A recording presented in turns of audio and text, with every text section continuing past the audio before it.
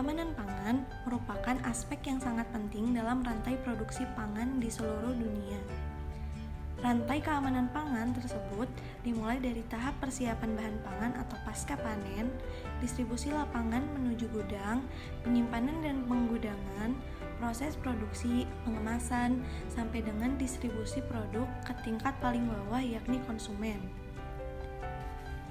Mengingat demikian panjangnya rantai keamanan pangan, akan timbul pertanyaan, mengapa keamanan pangan menjadi faktor terpenting dalam produksi bahan pangan?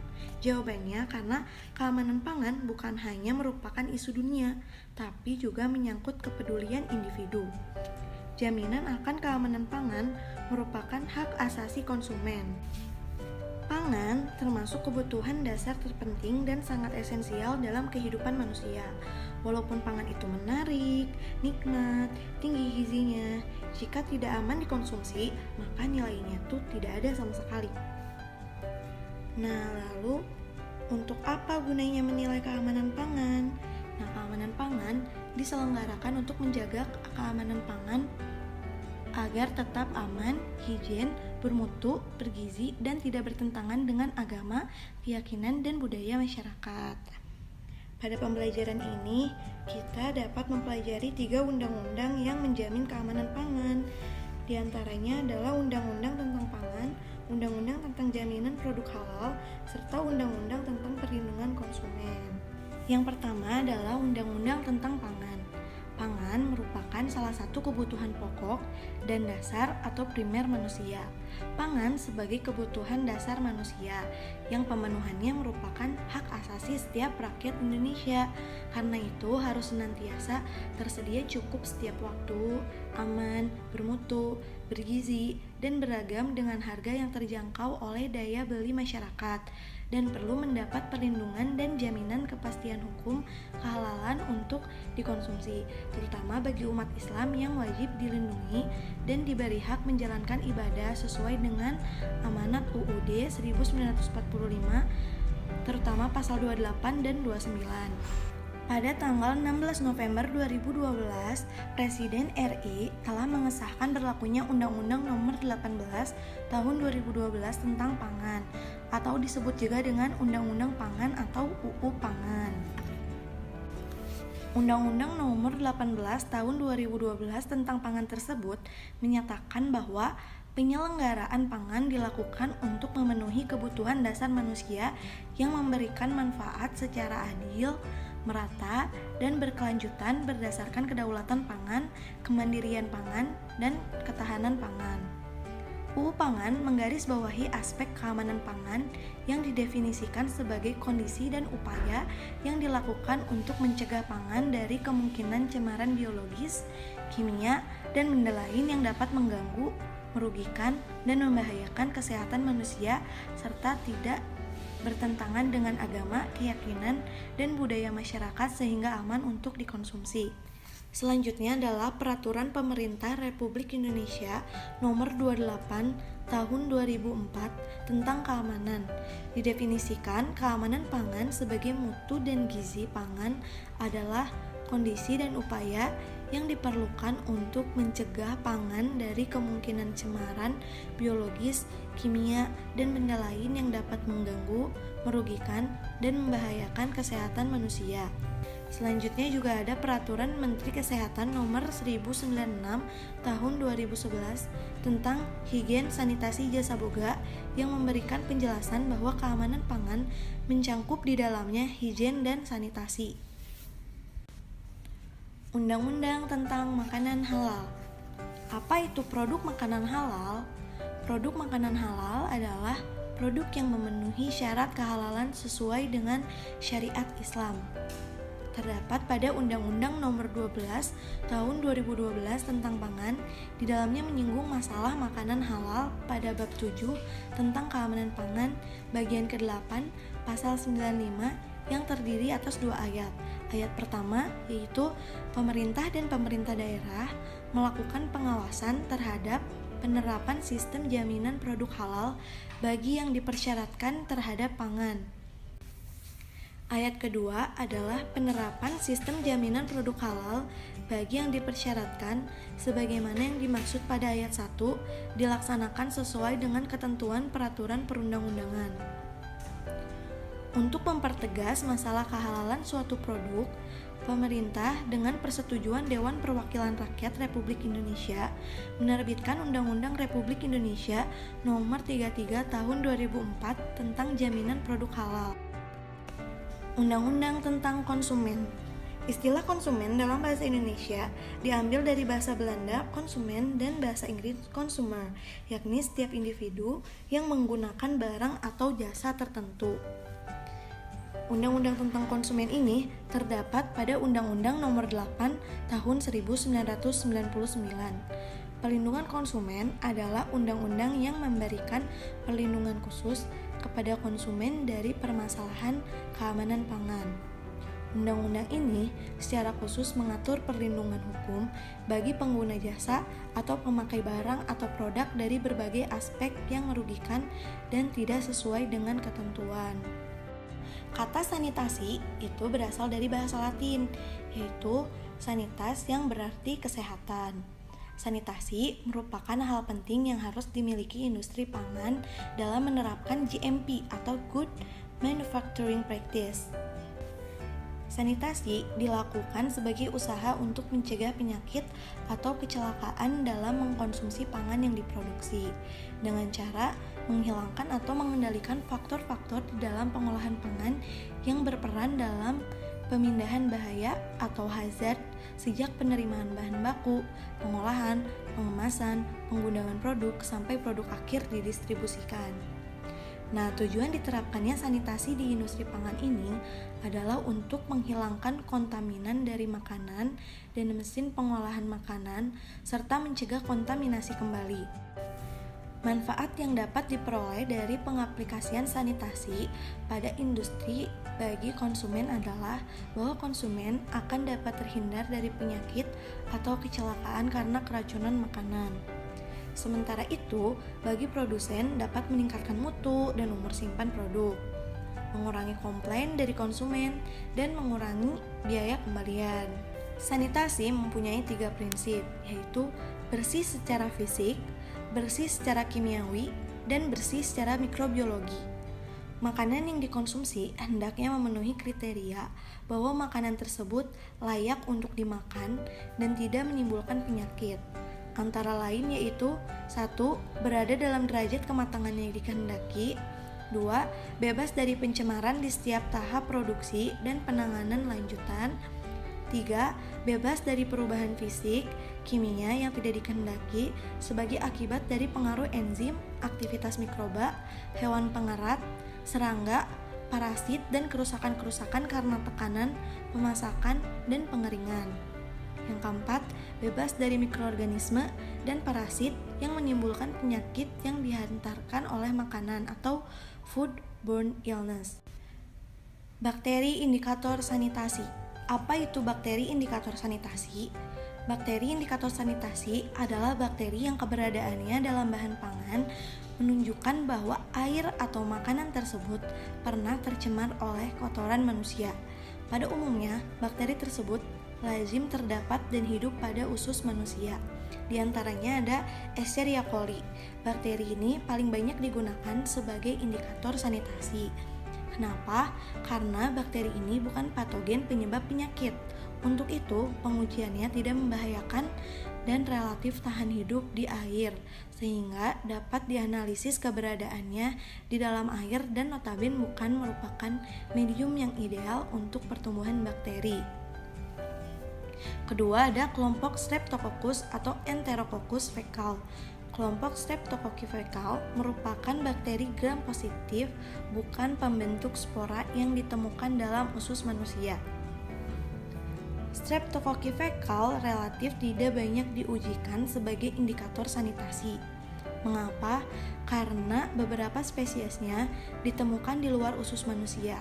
Bakteri ini baik digunakan sebagai indikator sanitasi apabila jarak pengambilan sampel dan laboratorium pengujian cukup jauh, karena bakteri ini dapat bertahan lama. Selanjutnya, yang ketiga adalah Clostridium Perfringens. Bakteri ini merupakan bakteri gram positif pembentuk spora yang sering ditemukan dalam usus manusia. Bakteri ini jarang digunakan juga sebagai indikator sanitasi. Kenapa? Karena metode pengujiannya kurang spesifik. Kadang-kadang bakteri ini ditemukan di luar usus manusia, seperti pada tanah, debu, lingkungan, dan sebagainya. Bakteri ini juga termasuk patogen asal pangan atau foodborne pathogens yang dapat menyebabkan keracunan. Selanjutnya adalah sumber kontaminasi industri pangan. Keracunan makanan yang disebabkan oleh mikroorganisme dapat digolongkan menjadi dua, yaitu intoksikasi dan infeksi. Intoksikasi adalah keracunan makanan akibat toksin atau racun yang diproduksi oleh mikroorganisme. Mikroba yang tumbuh dalam makanan akan memproduksi senyawa yang bersifat larut dan beracun. Mikroorganisme yang menimbulkan jenis keracunan makanan seperti ini antara lain adalah Staphylococcus aureus, Clostridium botulinum, dan lain-lain. Jenis keracunan makanan yang kedua adalah infeksi, yaitu masuknya mikroba ke dalam alat pencernaan manusia. Di sini, mikroba tersebut akan tumbuh, berkembang biak, dan menimbulkan penyakit. Dalam infeksi seperti ini, toksin juga diproduksi ketika organismenya sedang tumbuh, tetapi gejala penyakit yang utama bukan dihasilkan oleh adanya senyawa toksin di dalam makanan ketika dikonsumsi, melainkan oleh mikrobanya sendiri. Mikroba yang menimbulkan infeksi melalui makanan antara lain Brucella sp, E. coli, Salmonella, Shigella, Streptococcus grup A, dan lain-lain. Selanjutnya, sumber kontaminan pada bahan pangan dibagi menjadi dua kelompok besar, yaitu kontaminan primer dan kontaminan sekunder. Kontaminan primer disebabkan oleh perlakuan sebelum dipanen atau dipotong untuk hewan. Misalnya berasal dari makanan ternak, pupuk kandang, penyiraman dengan air tercemar, dan lain-lain. Nah, yang kedua ada kontaminan sekunder. Kontaminan sekunder dapat terjadi pada beberapa tahapan setelah bahan pangan dipanen atau dipotong. Misalnya selama pengolahan, penjualan, penyajian, distribusi, maupun penyimpanan dan persiapan oleh konsumen. Sumber kontaminan sekunder dapat berasal dari produk itu sendiri, misalnya daging, telur, susu, ikan, unggas, seafood, dan lain-lain. Bahan pangan tersebut apabila tidak ditangani secara baik dapat terkontaminasi oleh mikroorganisme. Selanjutnya ada beberapa hal yang memungkinkan untuk menjadi sumber kontaminasi pada industri pangan secara lebih rinci. Di antaranya ada bahan baku mentah, peralatan atau mesin yang langsung kontak dengan makanan, kemudian ada peralatan untuk sterilisasi, ada air pendingin kaleng, ada air untuk pengolahan makanan, debu dan kotoran, peralatan atau mesin yang menangani produk akhir, buangan atau sampah, pekerja, maupun hewan. Sanitasi ruang produksi sesuai dengan pedoman yang dikeluarkan oleh Kementerian Pertanian tahun 2009, ruang produksi atau ruang pengolahan makanan juga berperan penting dalam menentukan berhasil tidaknya upaya sanitasi makanan secara keseluruhan.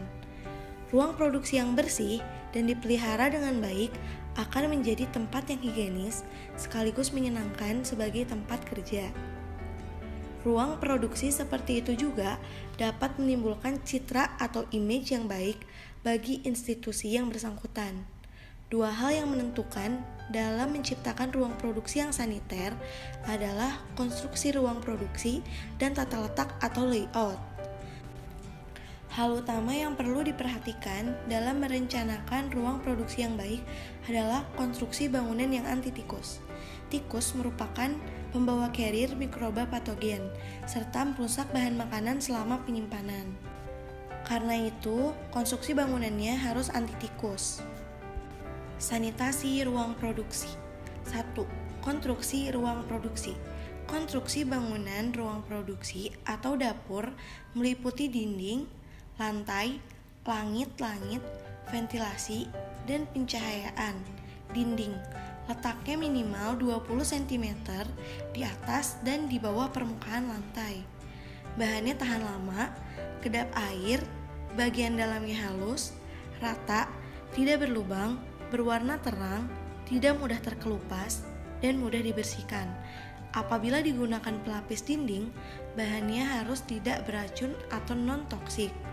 Lantai, bahan harus kedap air, keras dan padat, tahan air, tahan garam, tahan asam, dan basa, serta bahan kimia lainnya. Kondisi permukaan lantai rata dan mudah mengalirkan air pencucian atau pembuangan. Lantai juga dapat dibuat miring ke arah area pembuangan air untuk mencegah adanya genangan air, tidak licin dan mudah dibersihkan. Pertemuan lantai dan dinding tidak boleh bersudut mati, harus lengkung dan kedap air. Pemakaian karpet sebagai penutup lantai harus dari bahan yang mudah dibersihkan. Berikutnya adalah langit-langit. Bahannya harus tahan lama dan mudah dibersihkan. Otaknya minimal 2,5 meter di atas lantai dan disesuaikan dengan peralatan. Kondisi langit-langit harus terbebas dari kemungkinan catnya rontok atau jatuh, atau dalam keadaan kotor dan tidak terawat, tidak rata, retak atau berlubang. Ventilasi, kondisi 28 sirkulasi udara di ruang proses produksi baik atau tidak pengap. Lubang-lubang harus mencegah masuknya serangga, hama, dan mencegah menumpuknya debu atau kotoran, mudah dibersihkan. Bahan dapat menghilangkan kondensat uap asap, bau, debu, dan panas, mudah dibersihkan. Dengan demikian, dapur memerlukan alat penghisap atau paling tidak dilengkapi dengan cerobong yang dilengkapi sungkup asap. Pencahayaan yang memadai sangat penting untuk menjamin bahwa semua peralatan yang digunakan di dapur dan ruang penyajian dalam keadaan bersih. Selain itu, pencahayaan yang memadai juga sangat penting untuk menjamin keberhasilan pekerjaan preparasi atau penyiapan, pengolahan, penyajian, dan penyimpanan makanan. Syaratnya adalah letak lampu yang dipasang di atas area processing tidak boleh berubah warna. Kondisinya cukup mendapat cahaya, terang sesuai dengan keperluan, dan persyaratan kesehatan. Lampu dilengkapi dengan skrin atau pelindung sehingga aman apabila jatuh dan bebas dari serangga. Tata letak ruang produksi atau pengolahan. Tata letak peralatan ruang produksi yang baik pada dasarnya harus memenuhi dua tuntutan, yaitu memungkinkan dilakukannya pekerjaan pengolahan makanan secara runtut dan efisien, dan terhindarnya kontaminasi silang produk makanan dari bahan mentah, peralatan kotor, dan limbah pengolahan. Jadi, penataan alat pengolahan dan fasilitas penunjang mengikuti urutan pekerjaan yang harus dilalui, yaitu dari bahan mentah sampai makanan siap disajikan, yaitu mulai dari preparasi, pengolahan dan pemasakan, dan penyajian. Kontaminasi silang produk makanan dari bahan mentah dapat dihindari apabila jalur yang ditempuh produk makanan terpisah dari jalur bahan mentah. Yang kedua, penanganan peralatan kotor harus menggunakan fasilitas penampungan air yang berbeda dengan yang digunakan untuk pengolahan. 3. Fasilitas penyimpanan untuk makanan masak dipisah dari makanan mentah. 4. Letak kontainer limbah atau sampah dijauhkan dari produk makanan dan dalam keadaan tutup rapat. Nah, ini adalah contoh layout pabrik pengolahannya. Selanjutnya adalah sanitasi sarana dan prasarana industri pengolahan hasil pertanian. Peralatan harus segera dibersihkan dan disanitasi atau didesinfeksi untuk mencegah kontaminasi silang pada makanan, baik pada tahap persiapan, pengolahan, penyimpanan sementara, karena merupakan sumber kontaminan potensial bagi pangan. Permukaan peralatan yang secara langsung kontak dengan makanan seperti pemanggang atau oven atau diantaranya oven listrik, gas, kompor, maupun microwave dibersihkan paling sedikit 1 kali sehari. Peralatan bantu yang tidak secara langsung bersentuhan dengan makanan harus dibersihkan sesuai kebutuhan. Serbet atau spons yang digunakan untuk melap peralatan yang secara langsung bersentuhan dengan pangan harus bersih dan sering dicuci serta disanitasi dengan bahan sanitizer yang sesuai. Kain basah atau spons yang digunakan untuk membersihkan permukaan benda-benda yang tidak kontak langsung dengan makanan seperti meja kerja, meja saji, rak-rak penyimpanan harus selalu dibersihkan dan segera dibilas setelah digunakan. Jadi intinya peralatan harus dicuci, dibilas, disanitasi segera setelah digunakan. Pencucian dan sanitasi peralatan dapat dilakukan secara manual maupun secara mekanis dengan menggunakan mesin. Pencucian manual diperlukan pada peralatan besar seperti oven, pemanggang, dan pancir perebus. Pencucian manual juga diterapkan pada panci, pan, kom adonan, serta pisau. Prosedur pembersihannya adalah sebagai berikut. Yang pertama, pre-rinse atau tahap awal. Tujuannya adalah menghilangkan tanah atau sisa makanan dengan cara dibilas atau disemprot dengan air mengalir. Lalu dilakukan pencucian. Pencucian ini dilakukan dalam bak pertama yang berisi larutan deterjen hangat. Suhu yang digunakan berkisar antara 43 derajat sampai 49 derajat Celcius. Pembilasan. Tujuannya untuk menghilangkan sisa kotoran setelah proses pembersihan. Pembilasan dilakukan dalam bak kedua dengan menggunakan air hangat. Lalu sanitasi atau desinfeksi, tujuannya untuk menghilangkan bakteri sanitasi atau desinfeksi peralatan. Drying atau penirisan dan pengeringan, tujuannya supaya tidak ada genangan air yang menjadi tempat pertumbuhan mikroorganisme. Bahan pesanitasi. Bahan pesanitasi adalah bahan yang digunakan untuk sanitasi. Di antaranya ada uap. Uap untuk tujuan sanitasi dapat diterapkan dengan menggunakan uap mengalir pada suhu 170 derajat Fahrenheit atau 76,7 derajat Celcius selama 15 menit. Atau bisa juga menggunakan 200 derajat Fahrenheit atau 93,3 derajat Celcius selama 5 menit. Sanitasi dengan uap tidak efektif dan mahal. 2. Air panas perendaman alat-alat kecil seperti pisau, bagian-bagian kecil, perangkat makanan, dan wadah-wadah kecil dalam air yang dipanaskan hingga 80 derajat Celcius atau lebih tinggi merupakan cara lain untuk sterilisasi panas. Efek yang mematikan oleh panas ini diduga disebabkan karena denaturasi beberapa molekul protein di dalam sel. 3. Sanitasi radiasi pada panjang gelombang 2500 ampere dalam bentuk sinar ultraviolet atau katode energi tinggi atau sinar gamma akan menghancurkan mikroorganisme. Jadi dengan gelombang tersebut dapat menghancurkan mikroorganisme. Yang keempat adalah sanitasi kimia. Berbagai sanitizer kimia tersedia untuk digunakan dalam pengolahan dan pelayanan makanan. Sanitizer kimia bervariasi dalam komposisi kimia dan aktivitas, tergantung pada kondisi.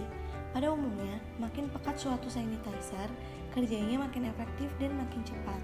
Sanitizer yang dicampurkan dengan bahan pembersih bekerja secara efektif bila larutan pembersihnya harus 55 derajat Celcius. Faktor-faktor fisik dan kimia yang mempengaruhi efektivitas suatu sanitizer kimia sebagai berikut, yaitu waktu kontak, suhu, konsentrasi, pH, kebersihan alat, dan kesadaran air. Sifat-sifat sanitizer yang ideal harus mempunyai sifat-sifat sebagai berikut. 1. Sifat-sifat destruksi mikroba sanitizer yang efektif harus mempunyai aktivitas yang seragam, spektrum yang luas terhadap sel-sel vegetatif dari bakteri, kapang, dan kamir, lalu menghasilkan kematian yang cepat. 2. Sifat-sifatnya adalah ketahanan terhadap lingkungan. Suatu sanitizer yang ideal harus efektif dengan adanya bahan organik atau beban cemaran, residu deterjen dan sabun, kesadaran air, dan pH. Lalu yang ketiga, harus mempunyai sifat-sifat membersihkan yang baik, tidak beracun dan tidak menyebabkan iritasi, larut dalam air dengan berbagai perbandingan, bau dapat diterima dan tidak berbau, stabil dalam larutan pekat dan encer, mudah digunakan, banyak tersedia, murah, mudah diukur dalam larutan yang telah digunakan. Pelaksanaan proses sanitasi didasarkan pada dokumentasi Sanitation Standard Operating Procedure atau SSOP, atau dalam bahasa Indonesia biasa disebut dengan Standar Prosedur Operasi Sanitasi atau SPO Sanitasi. Tujuan SPO Sanitasi. Tujuan SPO Sanitasi adalah agar setiap karyawan teknis maupun administrasi memahami bahwa program higien dan sanitasi akan meningkatkan kualitas serta tingkat keamanan produk meningkat seirama dengan menurunnya kontaminasi mikroba.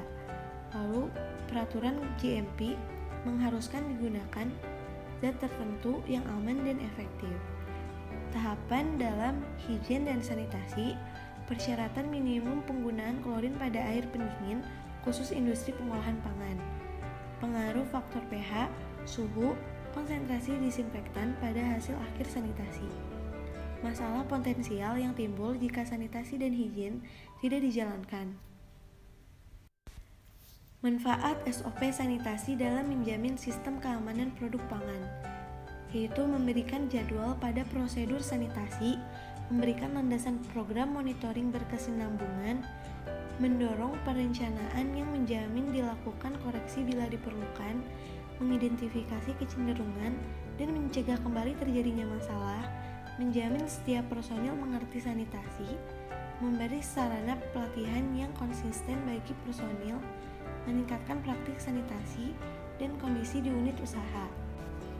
Di dalam penerapan sanitasi, ada 8 kunci persyaratan sanitasi menurut National Seafood HACCP Alliance for Training and Education, yaitu mengelompokkan prinsip-prinsip sanitasi untuk diterapkan dalam SPO sanitasi menjadi 8 kunci persyaratan sanitasi, yaitu kunci 1, keamanan air, kunci 2, kondisi dan kebersihan permukaan yang kontak dengan bahan pangan, kunci 3, pencegahan kontaminasi silang, kunci 4, menjaga fasilitas pencucian tangan, sanitasi dan toilet, kunci 5, proteksi dari bahan-bahan kontaminan, kunci 6, pelabelan, penyimpanan, dan penggunaan bahan toksin yang benar, kunci 7, pengawasan kondisi kesehatan personil yang dapat mengakibatkan kontaminasi, kunci 8, menghilangkan hama dari unit pengolahan.